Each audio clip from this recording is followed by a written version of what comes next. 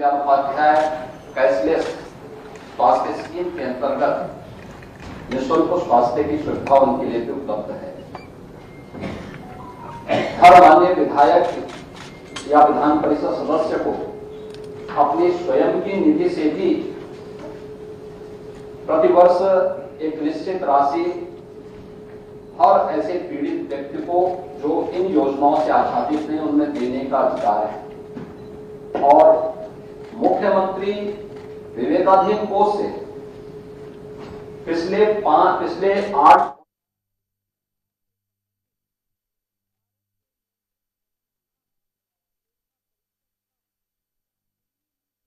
क्षेत्र न किसी की भाषा और न ही किसी के बारे में अगर वह जिलाधिकारी 3 दिन के अंदर अपनी रिपोर्ट भेजता है वह राशि उस परिवार को तत्काल उपलब्ध करने और मैं चाहूंगा एक बार समाजवादी पार्टी की सरकार के समय जिसके बारे में बराबर ये चर्चाएं होती थी कि केवल समाजवादी पार्टी से जुड़े हुए लोगों को ही पैसा मिलता था, शेष लोगों को नहीं मिलता था। और आपके समय में क्या होता था, यानी हर कार्य को समाजवादी नाम दे, बस सेवा भी पैसा सरकारी लेकिन उसका नाम है समाजवादी बस सेवा। पेंशन पैसा सरकार का लेकिन समाजवादी पेंशन की स्कीम। ऐसे ही विवेकाधीन कोष का पैसा भी वो समाजवादी हो गया था लेकिन अब समाजवादी नहीं है। ये संवेदनशील तरीके से बिना भेदभाव के हर उत्तर प्रदेश वासी का उस पर अधिकार है और उसको यह बिना भेदभाव के प्राप्त हो रहा है। मुझे लगता है आपने बहुत सारे मान्य सदस्य लिखते होंगे और एक पॉलिसी के अंतर्गत उन्हें उपलब्ध कराया जा रहा है। हाँ, जहां से रिक्वेस्ट आती है कि पैसा और आवश्यकता पड़ रही है उन्हें अतिरिक्त धनराशि भी उपलब्ध करवाई जाती है। ऐसा नहीं कहते क्योंकि कोई भी मानव क्षति वह परिवार की क्षति होती है लेकिन साथ साथ समाज की और प्रदेश की क्षति भी है। हम इस भाव के साथ काम कर रहे हैं।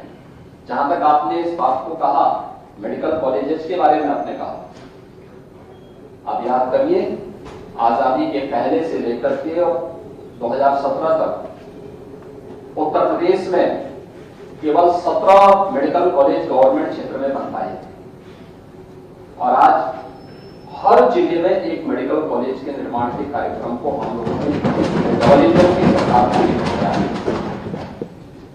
आपने कहा कि साहब इसमें जो है प्रोफेसर नहीं है, मेडिकल कॉलेज बने हैं, बहुत सारी जगह हम लोगों ने वहां पे अच्छे चिकित्सा शिक्षक वहां पे तैनात किए हैं।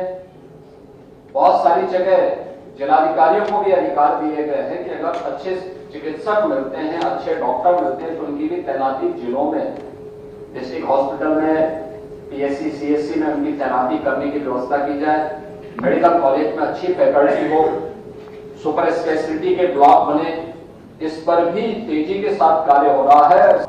हर रविवार को हर पीएससी स्तर पर एक मुख्यमंत्री आरोग्य मेला भी लगता है जिसमें केंद्र और राज्य सरकार की जितनी भी स्वास्थ्य संबंधी स्कीम है इन स्कीम का लाभ प्रत्येक व्यक्ति को प्राप्त हो सके, यह कार्यक्रम भी युद्ध स्तर पर आगे बढ़ाने का काम चल रहा है।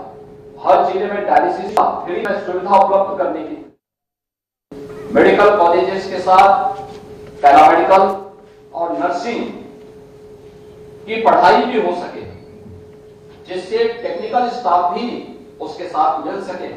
ये सभी कार्यक्रम आगे बढ़ाए गए हैं और SCPGI में जो आप आंकड़े दे रहे थे मुझे लगता है कि वो तथ्यों से परे है।